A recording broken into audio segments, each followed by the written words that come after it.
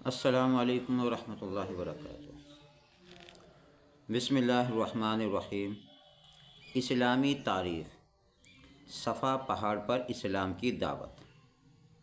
نبوت ملنے کے بعد نبی کریم صلی اللہ علیہ وسلم 3 سال تک پوشیدہ طور پر دین کی دعوت دیتے رہے۔ پھر اللہ تعالیٰ کی طرف سے حضور صلی اللہ علیہ وسلم کو کھلم کھلا اسلام کی دعوت دینے کا حکم ہوا۔ اس حکم کے بعد نبی کریم صلی اللہ علیہ وسلم نے صفا پہاڑ کی چوٹی پر چڑھ کر مکے کے تمام خاندان والوں کو آواز دی۔ جب سب لوگ جمع ہو گئے تو آپ صلی اللہ علیہ وسلم نے فرمایا، اے لوگو، اگر میں تم سے یہ کہوں کہ اس پہاڑ کے پیچھے ایک لشکر آ رہا ہے جو ان قریب تم پر حملہ کرنے والا ہے تو کیا تم اس بات کا یقین کرو گے؟ سب ایک زبان ہو کر بولے، کیوں نہیں، آپ تو صادق اور امین ہیں۔ پھر آپ صلی اللہ علیہ وسلم نے فرمایا، لوگوں، ایک اللہ پر ایمان لاؤ اور بتوں کی عبادت چھوڑ دو۔ میں تم کو ایک سخت عذاب سے ڈرانے اور آگاہ کرنے آیا ہوں جو بالکل تمہارے سامنے ہے۔ یہ سن کر سبھی لوگ سخت ناراض ہوئے۔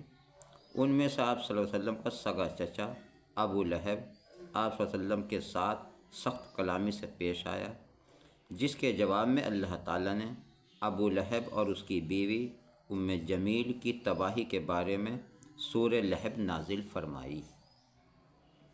اللہ کی قدرت۔ ریڈیم۔ اللہ تعالیٰ نے اس کارخانے عالم میں مختلف قسموں کی قیمتی چیزیں پیدا فرمائی ہیں۔ ان چیزوں میں ایک قیمتی چیز ریڈیم بھی ہے۔ یہ ایک چمکتی ہوئی چیز ہے جو سونے سے کئی گنا زیادہ قیمتی ہوتا ہے۔ اس کا وجود پوری دنیا میں چند سیر سے زیادہ نہیں ہے۔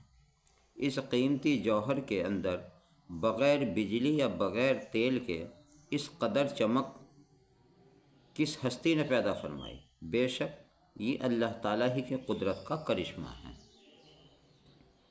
ایک فرض کے بارے میں، حج کن لوگوں پر فرض ہے؟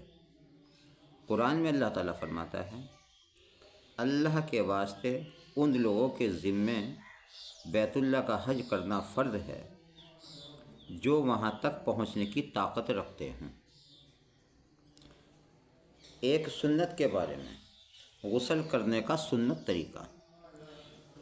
نبی کریم صلی اللہ علیہ وسلم جب غسل جنابت فرماتے تو سب سے پہلے ہاتھ دھوتے، پھر سیدھے ہاتھ سے بائیں ہاتھ پر پانی ڈالتے، پھر استنجے کی جگہ دھوتے، پھر جس طرح نماز کے لیے وضو کیا جاتا ہے اسی طرح وضو کرتے، پھر پانی لے کر اپنی انگلیوں کے ذریعے سر کے بالوں کی جڑوں میں داخل کرتے، پھر 3 دفعہ ہاتھ بھر کر یکے بعد دیگر سر پر پانی ڈالتے، پھر سارے بدن پر پانی بہاتے اور سب سے آخر میں دونوں پاؤں دھوتے۔ ایک اہم عمل کی فضیلت، نرم مزاجی اختیار کرنا۔ نبی کریم صلی اللہ علیہ وسلم نے فرمایا، کیا میں تم کو ایسے شخص کی خبر نہ دوں جو دوزخ کے لیے حرام ہے اور دوزخ کی آگ اس پر حرام ہے؟ دوزخ کی آگ ہر اس شخص پر حرام ہے، ہر ایسے شخص پر جو تیز مزاج نہ ہو بلکہ نرم مزاج ہو، لوگوں سے قریب ہونے والا ہو اور نرم خوبیوں سے بھرپور۔ ایک گناہ کے بارے میں، سود کھانے کا عذاب۔ نبی کریم صلی اللہ علیہ وسلم فرماتے ہیں کہ معراج کی شب میرا گزر چند ایسے لوگوں پر ہوا جن کے پیٹ گھڑوں کے مانند بڑے بڑے تھے، جس میں سانپ تھے جو پیٹ کے باہر سے نظر آتے تھے۔ میں نے حضرت جبرائیل علیہ السلام سے پوچھا، یہ کون لوگ ہیں؟ تو فرمایا، یہ سود کھانے والے ہیں۔ دنیا کے پیچھے بھاگنے کا وبال۔ نبی کریم صلی اللہ علیہ وسلم نے فرمایا، جو شخص دنیا کے پیچھے پڑ جائے اس کا اللہ تعالیٰ سے کوئی تعلق نہیں، اور جو دنیاوی مقصد کے لیے اپنے آپ کو خوشی سے ذلیل کرے اس کا ہم سے کوئی تعلق نہیں۔ آخرت کے بارے میں جہنم کا جوش، قرآن میں اللہ تعالیٰ فرماتا ہے جب جہنم قیامت کے جھٹلانے والوں کو دور سے دکھے گی تو وہ لوگ دور ہی سے اس کا جوش و خروش سنیں گے، اور جب وہ دوزخ کی کسی تنگ جگہ میں ہاتھ پاؤں جکڑ کر ڈال دیے جائیں گے تو وہاں موت ہی موت پکاریں گے۔ جیسا کہ آپ نے اکثر دیکھا ہوگا کہ مصیبت کے وقت میں لوگ موت کی تمنا کرتے ہیں، اسی طرح سے وہاں بھی موت ہی موت پکاریں گے۔ قرآن سے علاج بے ہوشی کا۔ حضرت عبداللہ بن مسعود نے ایک بے ہوش شخص کے کان میں کچھ پڑھ کر دم کیا، جس سے وہ شخص ہوش میں آ گیا، تو آپ صلی اللہ علیہ وسلم نے دریافت فرمایا کہ تم نے اس کے کان میں کیا پڑھا؟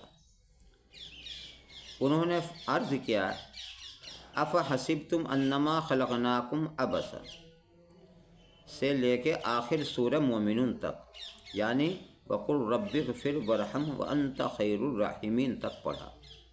آپ صلی اللہ علیہ وسلم نے فرمایا کہ اگر کوئی شخص پورے یقین کے ساتھ اس کو پڑھ کر پہاڑ پر دم کر دے تو وہ بھی اپنی جگہ سے ہٹ جائے۔ قرآن کی نصیحت۔ قرآن میں اللہ تعالیٰ فرماتا ہے اے ایمان والو، اگر کوئی فاسق تمہارے پاس کوئی خبر لے کر آئے تو پہلے اس خبر کی تحقیق کر لیا کرو، کہیں ایسا نہ ہو کہ تم کسی قوم کو اپنی لا علمی سے کوئی نقصان پہنچا دو، پھر تم کو اپنے کیے پر پچھتانا پڑے۔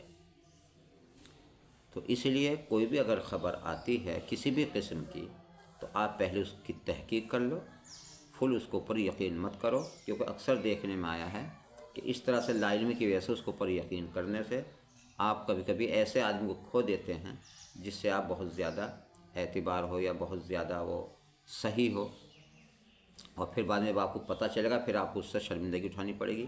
تو اسی لیے پہلے پوری تحقیق کر لی جائے، اس کے بعد ہی اس کو اوپر کوئی فیصلہ سنا جائے۔ تو یہ تھی آج کی ہماری تعلیم، آپ کو کیسی لگی آپ ہمیں کمنٹس کر کے ضرور بتا سکتے ہیں،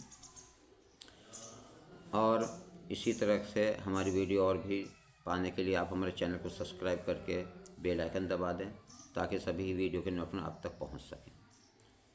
اللہ تبارک و تعالیٰ عمل کرنے کی توفیق عطا فرمائے۔